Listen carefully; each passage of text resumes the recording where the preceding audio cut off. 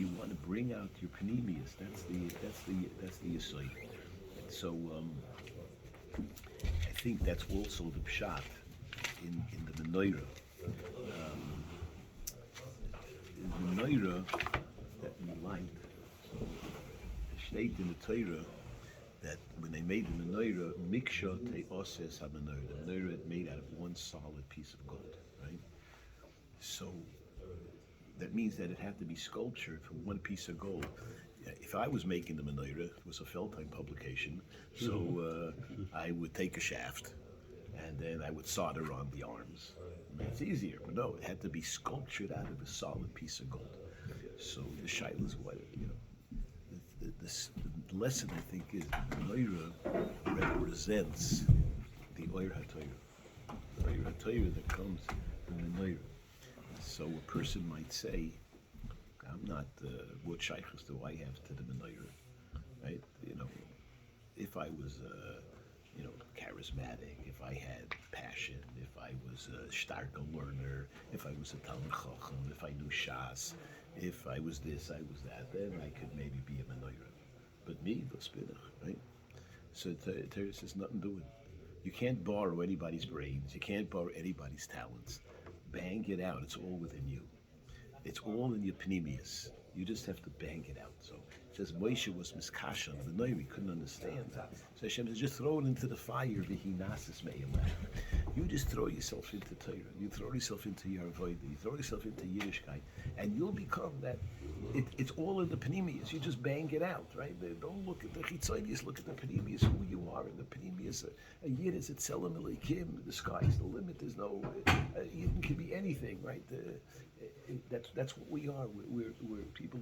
Whatever we are is what we.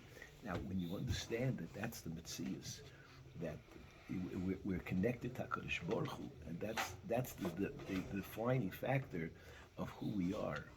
So you understand that we can accomplish whatever we set out to accomplish, and that was the aside of the Yevonim. They understood that we're fighting for the neshama, right? And we're fighting to be able to light the menorah. We're fighting to live a ruchnistic life, not a gashmistic life. And therefore, they made the first move, and HaKadosh Baruch Hu took care of the rest.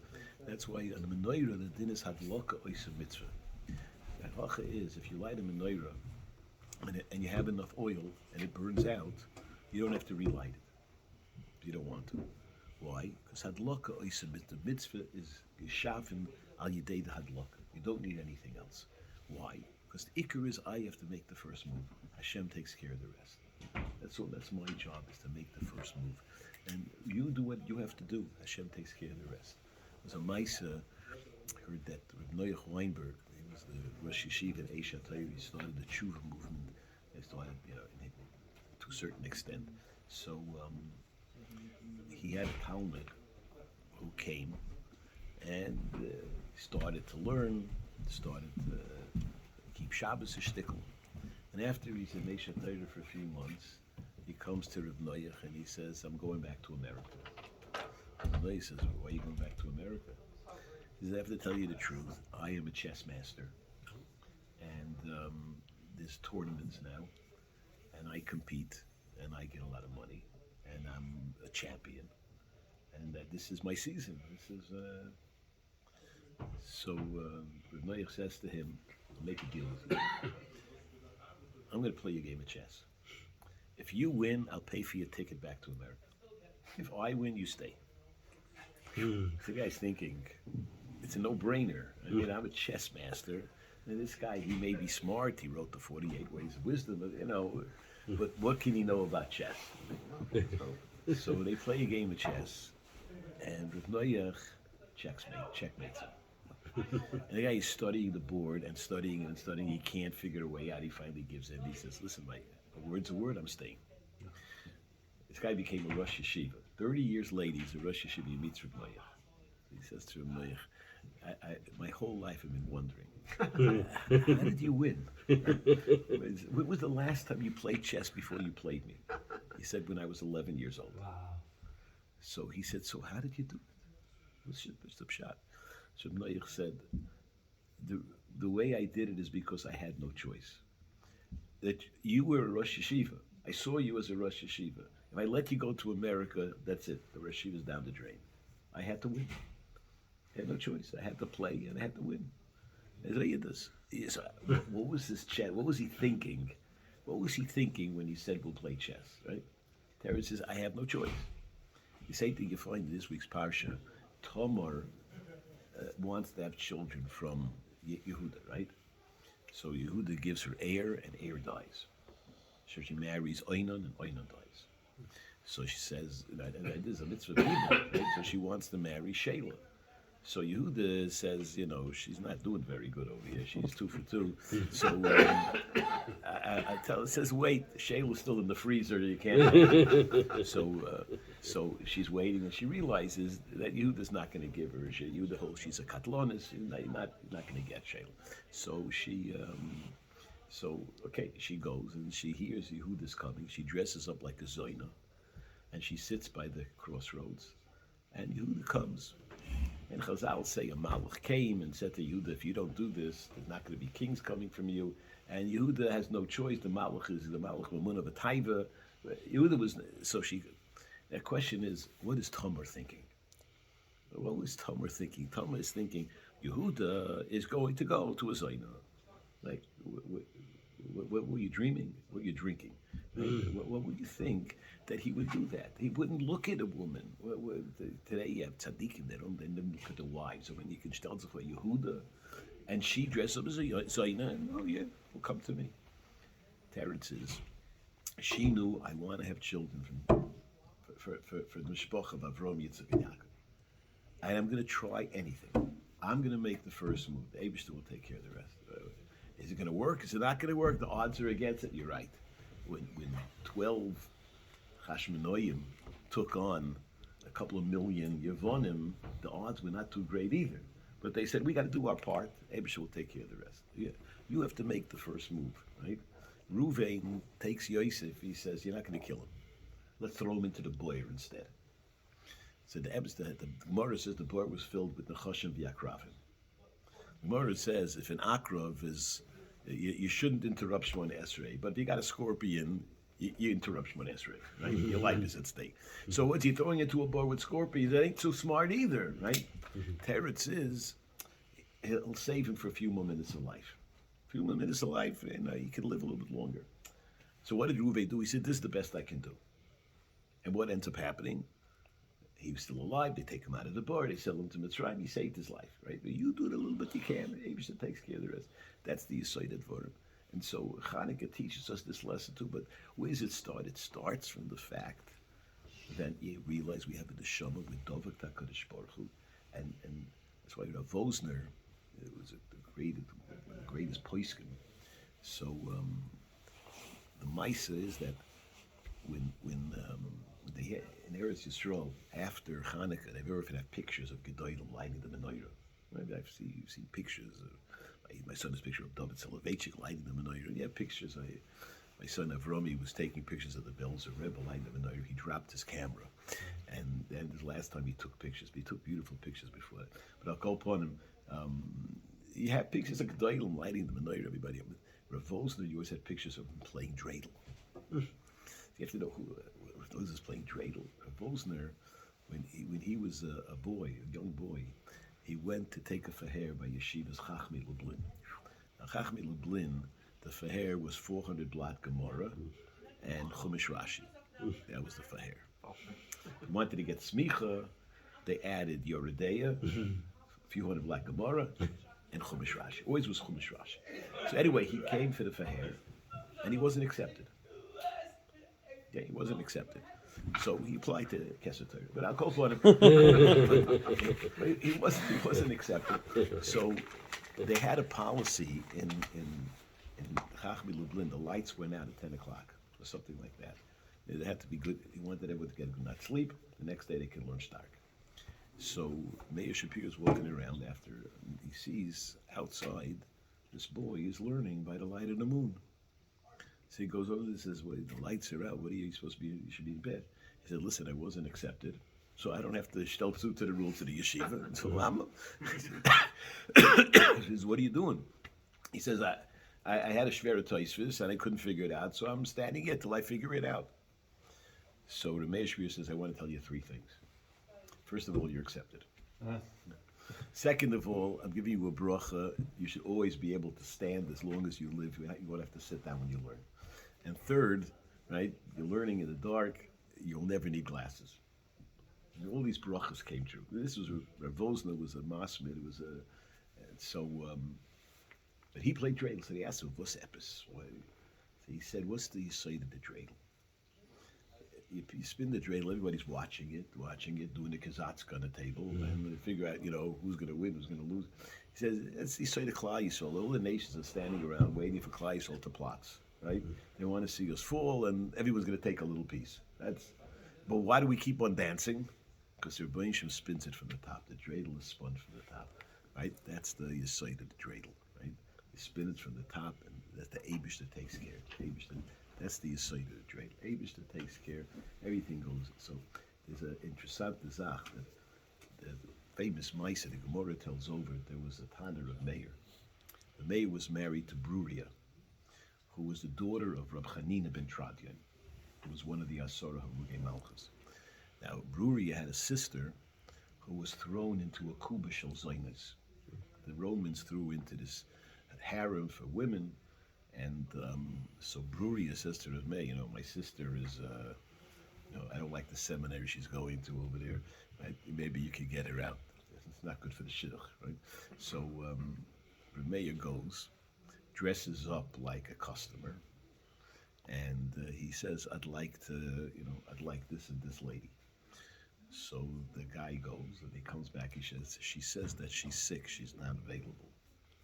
The mayor understood that she's been playing this game all the time, that she hadn't given up her tzniya, she was still a tahira and a tznuah. So he realized, I have to get her out. So he says to the guard over there, he says, let me pay you some money and you'll release her. He says, nothing doing, I can't do that. If they catch that I let a girl out, I'll be killed. So the mayor says, don't worry about it, let me show you something. They had a dog over there, like a Rottweiler or one of these real brutal dogs. And he says, have the dog attack. So the guy says, Fluffy, attack. Right? And so the dog attacks Rav Meir. And as he's getting closer, Rav Meir says, Elokah de Meir aneni. And the dog just freezes. And the guy said, wow, that's pretty cool. Right? He says, you say those words and no one can harm you. And so he frees Rav Meir's sister-in-law. And they find out about it, and they want to kill him. And just at the last moment, he says, Elokah de Meir aneni, and whatever the noose breaks, or whatever it is, or, the electric chair has a short, whatever it is. But his life is saved, and they put pictures of Rav Meir. So the Marsha asked the Kasha, how did Rav Meir say Elokah de Meir aneni? Hashem is not mashra shechina on somebody that's still alive. You don't trust a person till he died. Only by Yitzchak you find that Hashem said, okay, Yitzchak, because Yitzchak was blind, so we trust. But otherwise, Hashem is not mashra shechina with someone's life. So what's that? Elokah de Meir and any was Meir. So to Marsha, that's not what it means. Elokah de Meir means the God who was Meir, the Oiris of Chanukah, is going to save me.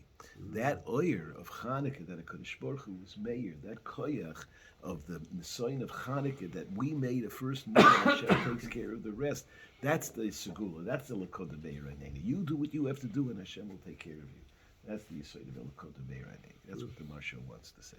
So the Yisod Chanukah has that koyach that you do what you have to do, and HaKadosh Baruch Hu will take care of the rest. That's our obligation. That's what we have to do. And so there's another Maisa. There was a Yid. I think his name was Rabbi or Blumenstein or something. He was a Rebbe somewhere, a young man, and he came down with cancer. So they went to doctors and got to the point the doctors gave up hope. There's nothing we can do. So the wife went with him. They got Dr. Fear. Dr. Yom Fear is a very big expert in medicine, understands all these things in every single area. He has connections with all the doctors. Very, very big askin in Eretz Yisrael. There's a whole organization. So the wife asked if he could go with him to Rebbe Yashiv, the Chitzadek Levracha, to talk to Rabbi Yashiv. And he went to Rabbi Yashiv and they explained the situation. The doctors gave up hope. Rabbi Yashiv says, so what do you want from me? The doctors gave up hope. There's nothing I can do. So the woman realizes that things are not looking very good. She says, Rabbi, in a few weeks, according to this, I'm going to be a young almana. And my children, my kindle are going to say, what did you do to save Tati's life? What am I going to say? Certainly there's something that can be done, right? There has to be some aids that Rabbi Yishem has to help us, right? We have to. So Rabbi Yashiv turns to Rabbi Fear, the Dr. Fear, he says, how fast can you get him into Sloan Kettering? Makes a few phone calls. The next day they have a flight. A few days later he's in Sloan Kettering. A few months later he's home and he's recuperated. So they went to Reb Chaim Kanievsky and they asked Reb Chaim Kanievsky, what happened over here? Rabbi Yashiv says there's nothing I can do, and 2 minutes later he sends us to Sloan Kettering and there's a Yeshua. So Reb Chaim Kanievsky said, very simple. When you came and you told him what the doctor said, Rabbi Yashiv said, what do you want me to do? The doctor said he has no chance.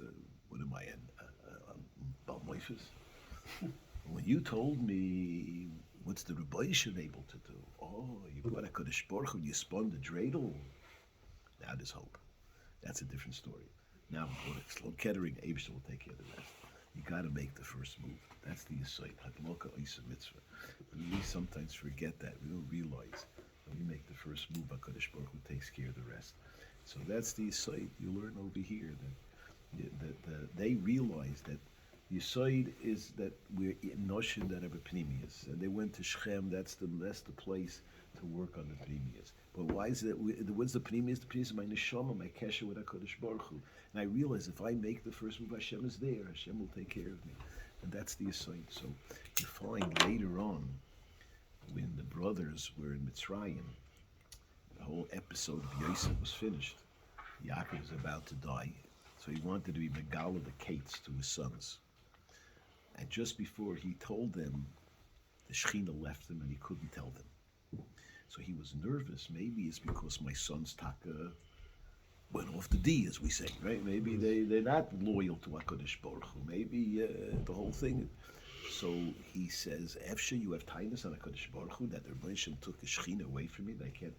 So they said, Shema Yisrael, Hashem Elokeinu, Hashem Echad. They said, listen, Yisrael being Yaakov Avinu, Hashem Elokeinu, Hashem is your God and our God is the same. Hashem Echad is Al Sein Zach. We're loyal to HaKadosh Baruch Hu. So what did Yaakov say back? Baruch Shem, Kevod Malchus Le'olred. What did the Roshei Tevis of Baruch Shem, Kevod Malchus Le'olred?